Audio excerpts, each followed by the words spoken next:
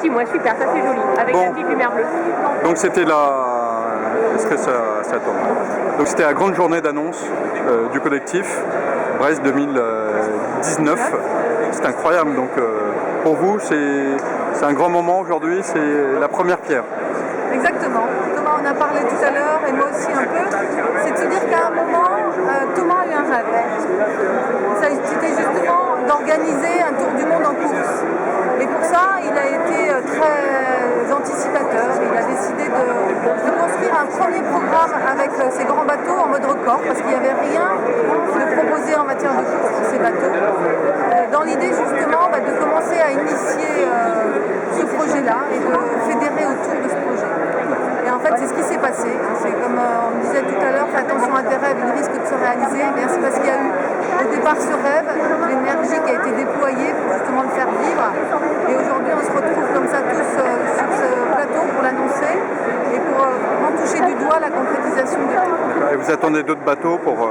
Oui, bien sûr. En fait, c'est un peu comme si vous écrivez un scénario de film et vous avez le scénario, vous allez voir des producteurs, des réalisateurs et puis des acteurs et à un moment donné, vous sentez que le film va se réaliser et qu'un jour, on va le mettre en scène et il sera à l'écran. Avec The Bridge, ça va être un peu le Titanic aussi. Ouais, non, il y a tous les ingrédients justement. Il y a des gens très innovants comme effectivement The Bridge qui viennent s'insérer dans ce programme. On reprend aussi des grandes classiques comme La Route du Rhum. On a vraiment tous les ingrédients pour aller chercher le grand public, l'amener à effectivement rêver avec nous et j'espère faire la course la plus folle et la plus innovante qu'on ait jamais pensé aujourd'hui sur la planète. Demain, il faudra qu'on aille chercher les étrangers et là on aura fait la plus grande course autour du monde. Certains se sont un peu préinscrits ou ont montré un intérêt pour le collectif. Oui, bien sûr, il y en a. Donc là, on n'était que 4, mais il y a déjà d'autres gens qui sont pas très loin de nous rejoindre. On peut s'attendre à combien de bateaux en 2019? Moi, je pense qu'on sera au moins 7, mais D'accord. Et Brest, c'est un bon choix. C'était le choix. il y en avait d'autres, hein. Il y avait d'autres gens qui étaient très intéressants. Et il se trouve que Brest a cette légitimité d'être effectivement, comme on vient de le rappeler, une ville tournée vers la mer, une ville historiquement proche de nous, coureurs et armateurs. Oui, je pense que c'est un très bon choix. Le collectif, ça ne veut pas dire un syndicat. Ah non, c'est une association.